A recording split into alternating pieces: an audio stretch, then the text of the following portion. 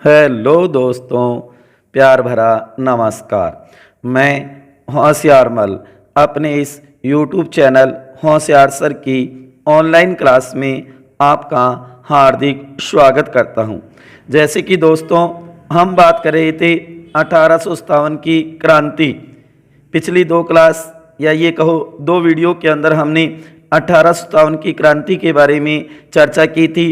पहली क्लास के अंदर हमने 1857 क्रांति की पृष्ठभूमि देखी थी, कैसे शुरुआत हुई थी, उस समय प्रमुख पदों पर कौन कौन थे, प्रतीक चिन्ह क्या रखा गया था क्रांति का, ये हमने देखा। उसके बाद में जो भाग दो सेकंड क्लास थी उसके अंदर हमने बात की थी वो 1857 की क्रांति के कारणों के बारे में हमने विस्तार से देखा।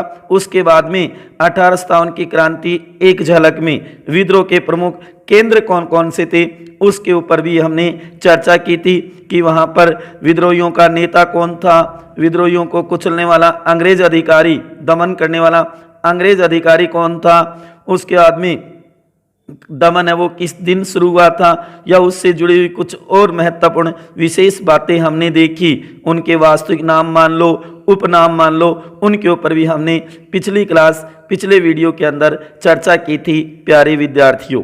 उसके बाद में आज हम देखेंगे 1857 क्रांति का भाग तीन के ऊपर हम चर्चा करेंगे, जो कि 1857 की क्रांति का स्वरूप या प्रकृति। सबसे पहले तो हम बात करेंगे 1857 विद्रोह का स्वरूप कैसा था, प्रकृति कैसी थी। उसके बाद में हम देखेंगे विद्रोह की असफलता के कारण क्या थी, असफल क्यों हुआ था ये विद्रोह, भारतीयों को इसमें सफलता क्यों नहीं मिली, इसके पीछे क्या कारण थे, उसके ऊपर भी हम चर्चा करेंगे मेरे प्यारे विद्यार्थियों। उसके बाद में देखेंगे 1857 की क्रांति या विद्रोह के परिणाम क्या निकले, अंत में परिणाम क्या सामने आए, उसके ऊपर भी हम चर्चा करेंगे। और अंत में देखेंगे विद्रोह या घटना का सही क्रम क्या था, कि पहले कहां से शुरुआत होती है, उसके बाद में कहां तक ये क्रांति फैल जाती है, इसका विस्तार। तो प्यारे विद्यार्थियों बने रहिए अंत तक मेरे साथ। जहां तक आज हम 1857 की क्रांति भारत के संदर्भ में कंप्लीट कर लेंगे, वही बात है प्यारे विद्यार्थियों, बहुत कुछ हमने देखा है लेकिन संपूर्ण नहीं कह सकते, क्योंकि वैसे तो क्रांति विद्रोह बहुत बड़ा था, तो ये मानो इसकी कुछ जुड़ी हुई बातें हो सकता है रह जाए, लेकिन मैंने एग्जाम की दृष्टि से जो महत्वपूर्ण तथ्य है वही यहां पर आपके सामने प्रस्तुत किए हैं। तो आज हम बात करेंगे 1857 के विद्रोह का स्वरूप या प्रकृति कैसी थी। तो प्यारे विद्यार्थियों चलो करते हैं शुरुआत।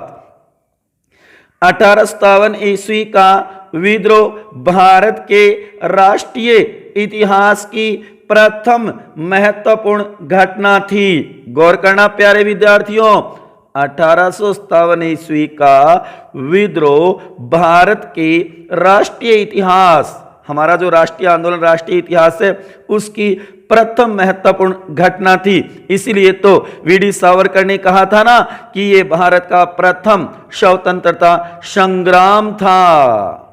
उसके बाद में इस विद्रोह की प्रकृति या स्वरूप के संबंध में या स्वरूप के बारे में इतिहासकारों में मतभेद है। एक राय नहीं है, अलग अलग बातें बताते हैं स्वरूप को लेकर के। कहने का मतलब है कि 1857 के विद्रोह के स्वरूप के बारे में इतिहासकारों में मतभेद है। यह विवाद मुख्यतः तीन बिंदुओं पर आधारित कहा जा सकता है कि एक तो ये सैनिक विद्रोह था, ये एक राष्ट्रीय संघर्ष या भारतीय स्वतंत्रता का प्रथम संघर्ष था, या ये कह सकते हैं सामंती असंतोष और उस पर प्रतिक्रिया था। कहने का मतलब है कि इतिहासकारों ने अलग अलग बताया। देखो इतिहासकारों ने इसे किस किस नाम से पुकारा है, उन्होंने अपनी जो परिभाषा कह दो, वक्तव्य कह दो, या इसका स्वरूप या प्रकृति निम्न बताई है प्यारे विद्यार्थियों। सबसे पहले देखो, जैसे नंबर 1 1857 का विद्रोह केवल एक सैनिक विद्रोह था। ये बात कौन कहता है? पीई रॉबर्ट्स कहता है ये बात। गौर करना प्यारे विद्यार्थियों, इसमें से कई बार क्वेश्चन बनाया जाता है एग्जाम के अंदर कि ये बात किसने कही या पी रॉबर्ट ने क्या कहा। ज्यादा संभावना तो यही है कि ये कोटेशन आपको पेपर में क्वेश्चन में दे दी जाएगी और विद्वानों के नाम ऑप्शन में रख दिए जाएंगे। तो गौर करना प्यारे विद्यार्थियों, पीई रॉबर्ट्स ने क्या कहा था कि 1857 का विद्रोह केवल एक सैनिक विद्रोह था।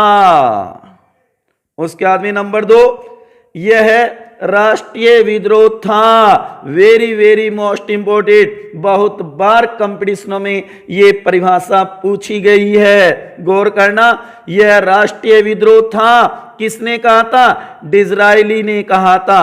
डिज़रायली ने कहा था। वेरी वेरी मोस्ट इंपोर्टेंट है प्यारे विद्यार्थियों, गौर करना। डिज़रायली ने क्या कहा था? यह राष्ट्रीय विद्रोह था।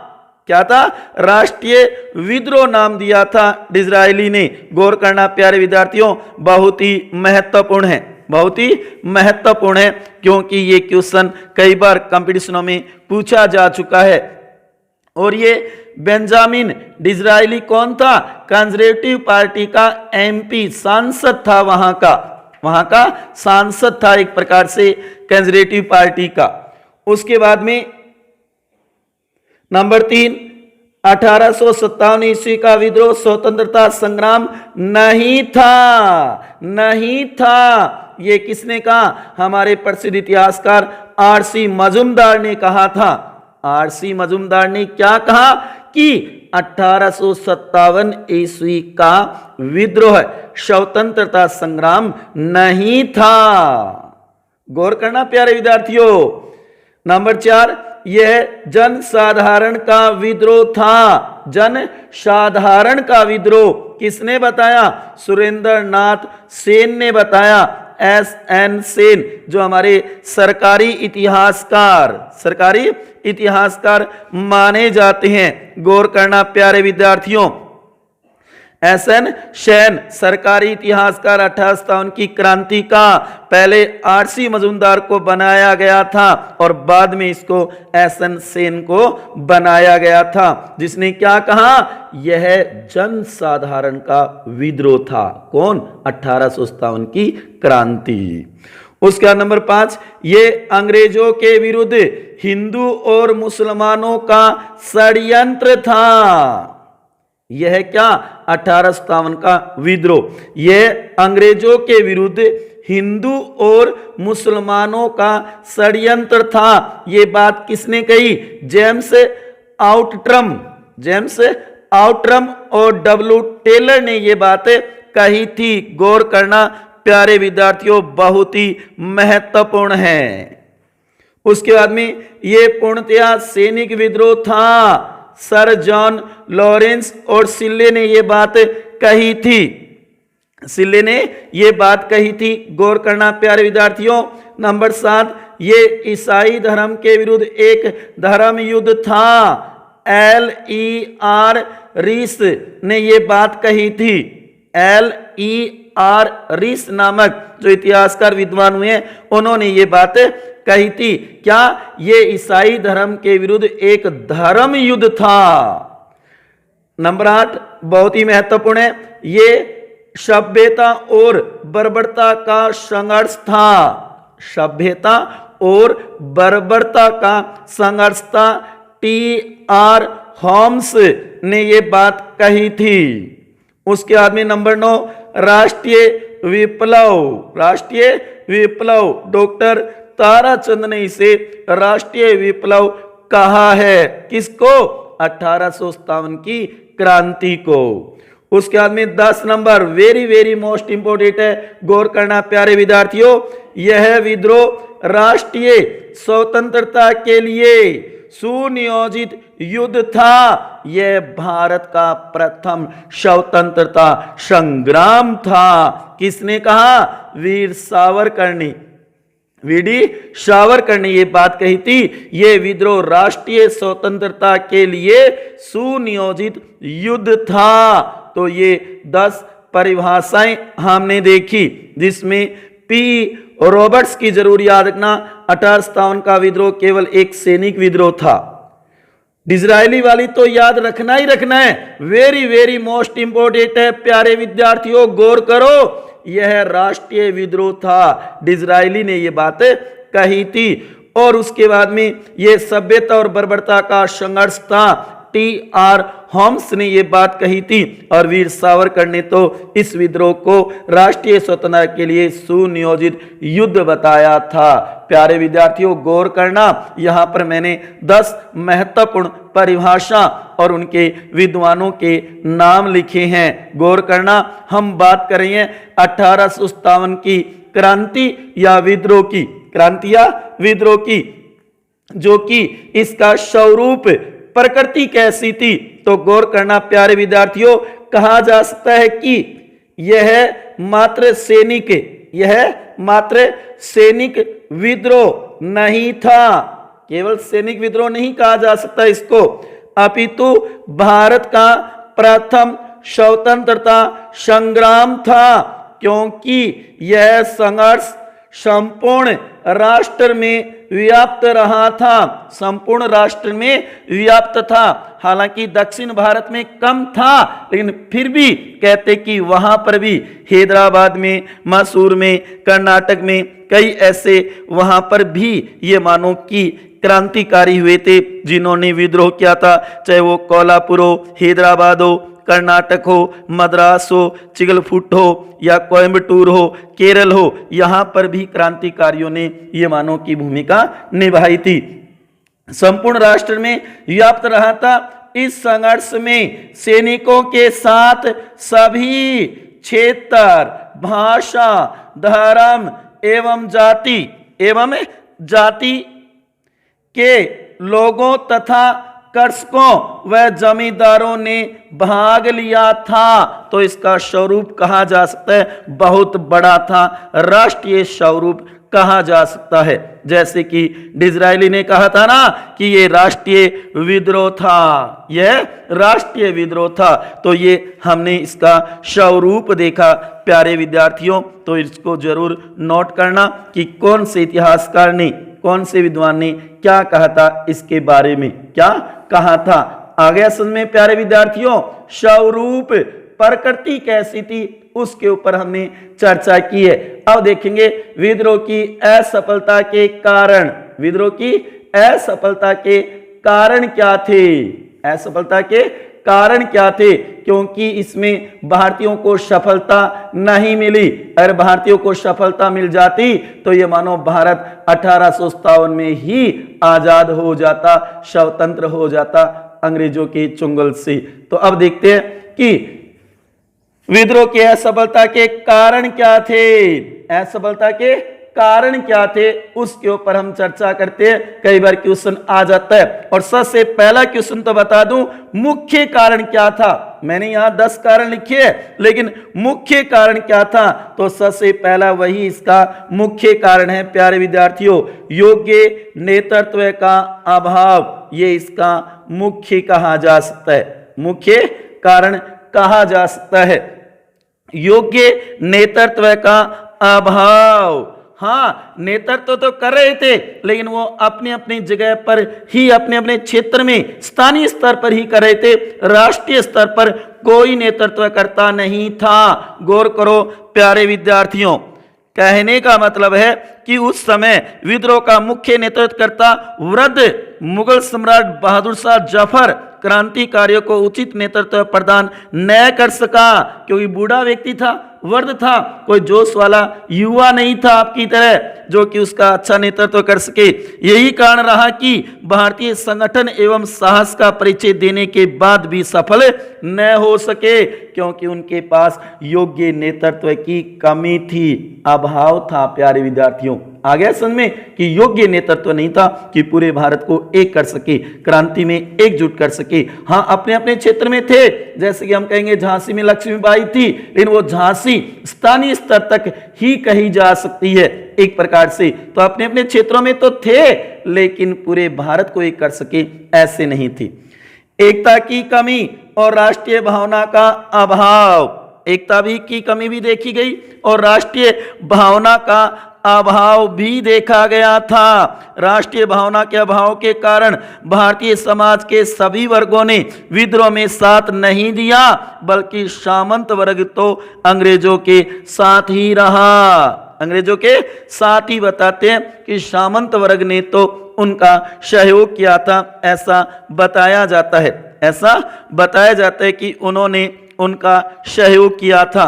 कुछ ऐसी देसी रियासतें जिनके शासकों ने अंग्रेजों का सहयोग किया था, जैसे कि हम कह सकते हैं कि ग्वालियर के सिंधिया, इंदौर के होलकर, हैदराबाद के निजाम, जोधपुर का राजा, बीकानेर का राजा, भोपाल के नवाब, पटियाला का नाभा व जिंद के सिख शासक, कश्मीर के महाराजा, नेपाल के राणा, इन्होंने क्रांति को कुचलने में अंग्रेजों का साथ दिया था। ये देखो, राष्ट्रीय भावना का अभाव था। संगठन व साधनों की न्यूनता, इनके पास संगठन भी बढ़िया नहीं था और साधन भी अच्छे नहीं थे, कमी थी एक प्रकार से इनके पास साधनों की। कहने का मतलब है भारत में अंग्रेजों ने आवागमन तथा संचार के साधनों का पर्याप्त विकास कर लिया था। ये साधन विद्रोह को दबाने में अंग्रेजों के लिए सहायक सिद्ध हुए। कहने का मतलब उनका संगठन भी बढ़िया था, सुनियोजित था, साधन भी बहुत ज्यादा थे, लेकिन भारत के पास उनकी न्यूनता थी। संगठन भी अच्छा नहीं था, साधन भी अच्छे नहीं थे, ज्यादा नहीं थे, कम थे। इस कारण भी असफलता मिली भारतीय सैनिकों को। प्यारे विद्यार्थियों, आ रहा है ना समझ में? हम बात करें विद्रोह की असफलता के कारण क्या रहे थे, भारतीयों को जीत क्यों नहीं मिली इस क्रांति में, इसके पीछे कारण क्या थे। तो गौर करो, योग्य नेतृत्व का अभाव था, एकता की कमी, राष्ट्रीय भावना का अभाव था भारतीयों के पास, संगठन में साधनों की न्यूनता थी भारतीयों के पास, विद्रोह का प्रारंभ समय से पूर्व होना, ये भी असफलता का कारण है। जो कि क्रांति की तारीख है वो तो 31 मई 1857 तय की थी, लेकिन कहते कि मेरठ छावनी में पहले ही जो सैनिकों में इतना ज्यादा उत्साह होने के कारण कहते कि पहले ही 10 मई को ही शुरू कर दी गई क्रांति। तो ये भी असफलता का कारण है, क्योंकि प्लानिंग है का सही तरीके से योजना नहीं बन सकी। उसके बाद में देसी राजाओं द्वारा अंग्रेजों का सहयोग करना, बहुत सारे ऐसे देसी राजा थे भारत में जिन्होंने अंग्रेजों का सहयोग किया भारतीय सैनिकों को पकड़ाने में, मान लो एक प्रकार से, या उनकी जो गुप्त रहस्य या उनकी छानबीन करने में अंग्रेजों का साथ दिया था। जैसे कि हमारे राजस्थान के बीकानेर के सरदार सिंह के लिए तो यहाँ तक कहा जाता है कि राजस्थान से बाहर जाकर के भी और अंग्रेजों की मदद की थी, जो हम आगे पढ़ेंगे जब राजस्थान के अंदर 1857 की क्रांति पढ़ेंगे। प्यारे विद्यार्थियों, अंग्रेजों के पास अनुभवी सेनापति व योग्य पदाधिकारी थे। कहने का मतलब कि अंग्रेजों के पास जो अनुभवी सेनापति और योग्य पदाधिकारी थे, जैसे कि हमारे भारतीयों के पास ऐसे नहीं थे, क्योंकि कहा जाता है कि जहां विद्रोहियों के पास इक्का दुक्का तात्या टोपे, लक्ष्मीबाई, नाना साहेब नेता ही थे, वहीं कंपनी के पास लॉरेंस बंधु, निकोलस है, आउटरम है, हैवलॉक है, ह्यूसन है, जैसे योग्य सेनापति थे जिन्होंने विद्रोह को कुचलने में महत्वपूर्ण भूमिका निभाई थी। तो कहने का मतलब है कि अंग्रेजों के पास अनुभवी सेनापति और योग्य पदाधिकारी थे, इसके कारण भी विद्रोह में भारतीयों को असफलता प्राप्त हुई। भारतीय सैनिकों की दुर्बलता भी असफलता का कारण माना जाता है। यद्यपि भारतीय विद्रोहियों ने साहस का प्रदर्शन किया, किंतु अंग्रेजी सेना की तुलना में भारतीय सेना कमजोर थी। नाना साहेब एक कुशल संगठनकर्ता तो थे किंतु एक अच्छे सेना नायक नहीं थे। बहादुर शाह जफर भी वृद्ध बूढ़ा व्यक्ति होने के कारण सैन्य क्षमता का कुशल प्रदर्शन न कर सका। इस कारण भी कहते कि भारतीय सैनिकों को असफलता हाथ लगी। भारतीय सैनिकों के पास धन का अभाव, यह भी कहा जाता है कि भारतीय सैनिकों के पास धन का भी अभाव था। क्रांतिकारियों के पास धन का अभाव होने के कारण वे उचित मात्रा में उच्च किस्म के अस्त्र शस्त्रों की व्यवस्था न कर सके। उनकी इस स्थिति का अंग्रेजों ने भरपूर लाभ उठाया। कहने का उनके पास ज्यादा पैसे भी नहीं थे, धन का अभाव था, इसका फायदा भी अंग्रेजों ने उठाया। उसके बाद में शिक्षित वर्ग की उदासीनता, शिक्षित वर्ग की उदासीनता 1857 ईस्वी में हुए विद्रोह के प्रति जो शिक्षित वर्ग था वह पूर्णतः उदासीन रहा।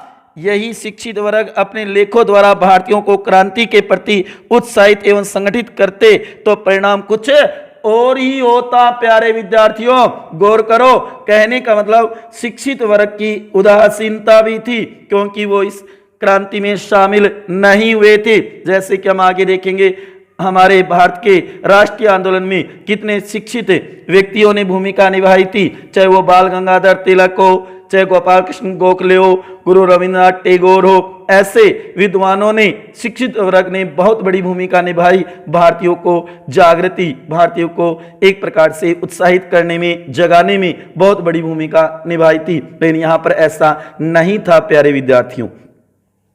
विद्रोह का स्वरूप सामंती था। वेरी वेरी मोस्ट है, गौर करो, जो कि विद्रोह का स्वरूप था वो सामंती था। क्यों? क्योंकि एक तरफ तो अवध, रुहेलखंड तथा उत्तरी भारत के सामंतों ने विद्रोह का नेतृत्व किया, वहीं पटियाला, जिंद, ग्वालियर तथा हैदराबाद के राजाओं ने विद्रोह के दमन में सरकार की भरपूर मदद की थी। कहने का मतलब है कि सामंत लोग थे वो अंग्रेजों की तरफ थे, कुछ भारतीय क्रांतिकारियों के पास थे के शामिल थे, या फिर कुछ कहेंगे कि अंग्रेजों का सहयोग कर रहे थे। तो ये भी असफलता का कारण था। तो पहला तो जरूर याद रखना, योग्य नेतृत्व का अभाव था कि क्रांति में कोई योग्य नेतृत्व नहीं था, केवल स्थानीय स्तर पर ही थे जो भी लीडर थे, एक प्रकार से पूरे भारत को एक नहीं कर सके। प्यारे विद्यार्थियों गौर करना।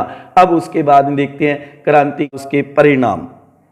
1857 ईस्वी के विद्रोह के परिणाम क्या निकले, गौर करो प्यारे विद्यार्थियों। सबसे पहला परिणाम निकला, ईस्ट इंडिया कंपनी के शासन का अंत कर दिया गया ब्रिटिश सरकार के द्वारा। ब्रिटिश सरकार के द्वारा 1858 का अधिनियम पारित करके और कहा गया कि ईस्ट इंडिया कंपनी अब शासन नहीं करेगी, शासन का अंत कर दिया गया। पहला परिणाम तो ये सामने आया। दूसरा, भारत के शासन पर महारानी का नियंत्रण हो गया। सीधे किसका हो गया? महारानी का नियंत्रण हो गया।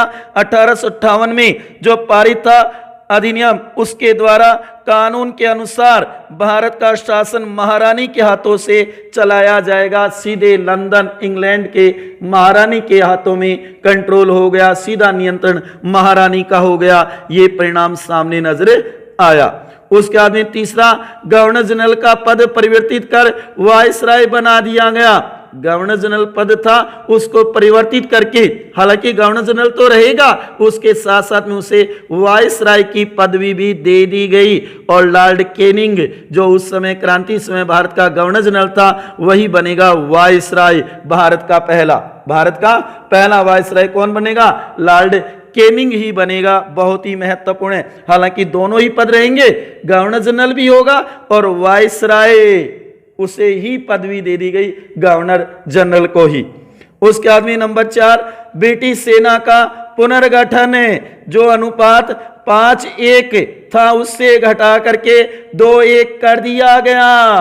2:1 कर दिया गया था प्यारे विद्यार्थियों। और इसके लिए कहा जाता है पील कमीशन भी गठित किया गया था, उसके द्वारा यह काम किया गया था। बहुत ही महत्वपूर्ण क्वेश्चन बन सकता है प्यारे विद्यार्थियों, गौर करना क्या कि ब्रिटिश सेना का पुनर्गठन किया गया। सेना का पुनर्गठन किया गया, अंग्रेज सैनिकों की संख्या में वृद्धि की गई, उस सैनिक पदों पर भारतीयों की नियुक्ति बंद कर दी गई, तोपखाना पूरी तरह अंग्रेजों के अधीन कर दिया गया, अनेक ऐसी रेजिमेंट बनाई गई जिसमें केवल अंग्रेजों को ही रखा गया था, क्योंकि देखा गया था कि 1857 क्रांति के समय भारतीय सैनिकों की संख्या ज्यादा थी, अंग्रेज सैनिक कम थे। लेकिन यहां पर आकर के देखा जाता है इसका परिणाम कि 5:1 था, वह अब 2:1 कर दिया गया। और इसके लिए कौन सा कमीशन गठित किया गया? पील कमीशन गठित किया गया था। प्यारे विद्यार्थियों, गौर करना बहुत ही महत्वपूर्ण है। क्या बताइए क्वेश्चन बना दिया जाए कंपटीशन में कि ब्रिटिश सेना का पुनः गठन करने के लिए ब्रिटिश सरकार ने कौन सा कमीशन गठित किया था? तो गौर करना, पील कमीशन गठित किया था। नंबर 5, सामंत वर्ग का वास्तविक ज्ञान। सामंत वर्ग का वास्तविक ज्ञान। सामंत वर्ग ने विद्रोह को दबाने में अंग्रेजों को सहयोग प्रदान किया था, तो यह मानो उनकी वास्तविक स्थिति सामने आ गई। परिणाम स्वरूप उनमें तथा साम्राज्यवाद में सहयोग का युग आरंभ हो गया। पता चल गया सामान्य जनता को, जनसाधारण को कि ये सामंत किसी के नहीं है, इन्होंने अंग्रेजों का सहयोग किया है। सामंत वर्ग का वास्तविक ज्ञान भी सामने आया, ये भी एक परिणाम था। नंबर 6, हिंदू मुस्लिम एकता और राष्ट्रीय एकता का विकास हुआ। इस विद्रोह के परिणाम स्वरूप हिंदू मुस्लिम एकता का प्रारंभ हुआ। अब भारतीयों में राष्ट्रीय भावना के विकास ने गति पकड़ ली थी, तो राष्ट्रीय एकता का विकास हुआ। तो ये 6 परिणाम निकले 1857 की क्रांति के, जो कि पहले 3 तो बहुत ही महत्वपूर्ण है। ईस्ट इंडिया कंपनी के शासन का अंत हुआ। नंबर 2, भारत के शासन पर महारानी का सीधा नियंत्रण हो गया। भारत का शासन अब कौन चलाएगी? महारानी चलाएगी, लंदन से सीधे उसके कंट्रोल में। हालांकि उसकी सहायता के लिए 15 सदस्यों की एक परिषद बनाई गई, वो एक अलग बात है। उसके बाद में गवर्नर जनरल का पद परिवर्तित कर वायसराय का पद बना दिया। गवर्नर जनरल को ये मानो कि उसके साथ साथ वायसराय का पद भी प्रदान कर दिया गया था, और लॉर्ड कैनिंग ही बने थे प्रथम वायसराय। उस समय गवर्नर जनरल वही थे और उसी को वायसराय पद दे दिया गया था। उसके बाद में देखो प्यारे विद्यार्थियों, विद्रोह या घटना का सही क्रम, जो हमने पिछले वीडियो के अंदर बात की थी 1857 का विद्रोह एक झलक में, तो उस समय आपने देखा था क्रम से। तो यहाँ पे मैंने एक छोटी सी ट्रिक बनाई है, मजाक के तौर पे गौर करना प्यारे विद्यार्थियों। बेरी मेरा दिल ले झांसी गया काल, बेरी मेरा दिल ले झांसी गया काल। सबसे पहले बेरी से बन जाएगा बैरकपुर। सबसे पहले विद्रोह कहाँ होता है? बैरकपुर की छावनी में मंगल पांडे करता है। उसके बाद में मेरा से बन जाएगा मेरठ, जो कि 1857 की क्रांति शुरुआत होती है 10 मई 1857 को मेरठ छावनी से। उसके बाद में दिल से बन गया दिल्ली, क्योंकि दिल्ली भारत का दिल है, दिल्ली वो भारत का दिल है, मिड में स्थित है। आपने देखा राजधानी कलकत्ता के बाद इसी को ही बनाया गया था, बीच में होने के कारण, सुरक्षित होने के कारण, तो कहना दिल से बन गया दिल्ली। उसके बाद में ले से बन गया लखनऊ, ले से बन गया लखनऊ। उसके बाद में हम देखेंगे जो कि झांसी से बन गया झांसी, और गया से बन गया ग्वालियर, और काल से बन गया कानपुर। तो ये 7 तो आप देख सकते हो, 7 क्रम तो देख सकते हो प्यारे विद्यार्थियों। बेरी मेरा दिल ले झांसी गया काल, तो कहने का मतलब है, और इसको भी अगर आगे आप जोड़ना चाहो तो जोड़ सकते हो इसके बाद में, जैसे कि इलाहाबाद में हुआ, उसके बाद में हम कह सकते हैं कि बरेली में, रुहेलखंड में, इनमें हुआ था, तो उनको भी तैयार कर सकते हो। मैंने यहाँ पे 7 क्रम बताई हैं। पहला बैरकपुर, दूसरा मेरठ होगा, तीसरा दिल्ली, चौथा लखनऊ, पांचवा झांसी, छठा ग्वालियर, सातवां कानपुर। इसको तो जरूर नोट करना, बेरी मेरा दिल ले झांसी गया काल। तो विद्रोह का घटनाक्रम सही घटनाक्रम इसी को ही माना जाता है प्यारे विद्यार्थियों। इसके बाद में कई महत्वपूर्ण पुस्तकें भी है इसकी। 1857 के विद्रोह के संबंध में कई पुस्तकें लिखी गई है, जैसे कि SS सैन ने लिखी है, जो कि सरकारी इतिहासकार था। उन्होंने लिखा है 1857 के नाम से ही, 1857 के नाम से ही प्रसिद्ध पुस्तक लिखी थी, जो कि 1857। उसके बाद में हम कह सकते हैं RC मजुमदार ने भी लिखी है, द स्कोपीमेंटी ऑफ रूलेट 1857। उसके बाद में हम कह सकते हैं वीडी सावरकर, बहुत ही महत्वपूर्ण, the first war of Indian independence, बहुत ही महत्वपूर्ण है, बहुत ही महत्वपूर्ण है। ये कई ऐसी प्रमुख पुस्तकें लिखी गई है। सुरेंद्रनाथ सेन जो सरकारी इतिहासकार थे, उन्होंने कहा कि मेरठ का विद्रोह गर्मी की आंधी की भांति था जो अल्पकालीन व अचानक उठा था। जो अब वर्तमान में हम देख रहे हैं ना, आंधी, गर्मी के समय में जो आंधी आती है वो अचानक और अल्पकालीन आती है, पता ही नहीं चलता मौसम कब है वो करवट बदल जाता है, कब बारिश का मौसम हो जाता है, कब अचानक आंधी आ जाती है। यही बात कही थी मेरठ छावनी के लिए। किसने? सुरेंद्रनाथ सेन ने। क्या कहा कि मेरठ का विद्रोह गर्मी की आंधी की भांति था जो अल्पकालीन व अचानक उठा था, अचानक उठा था, बहुत ही महत्वपूर्ण है। चार्ल्स नेपियर ने बंगाल के सैनिकों को उच्च जाति भाड़े के सैनिक कहा था, उच्च जाति या भाड़े का सैनिक कहा था। गौर करना प्यारे विद्यार्थियों। और इस क्रांति के बाद में कहा जाता है कि 1 नवंबर 1858 को लॉर्ड केनिंग ने महारानी विक्टोरिया की घोषणा को इलाहाबाद में पढ़ा था और कहा जाता है एक दिन के लिए, मात्र एक दिन के लिए दिल्ली से इलाहाबाद भारत की राजधानी घोषित की गई थी। बढ़िया क्वेश्चन निकल सकता है प्यारे विद्यार्थियों, गौर करना। एक दिन के लिए राजधानी कौन सी? इलाहाबाद बनाई गई थी। एक दिन के लिए ही इलाहाबाद राजधानी बनाई गई थी। बहुत ही महत्वपूर्ण है प्यारे विद्यार्थियों।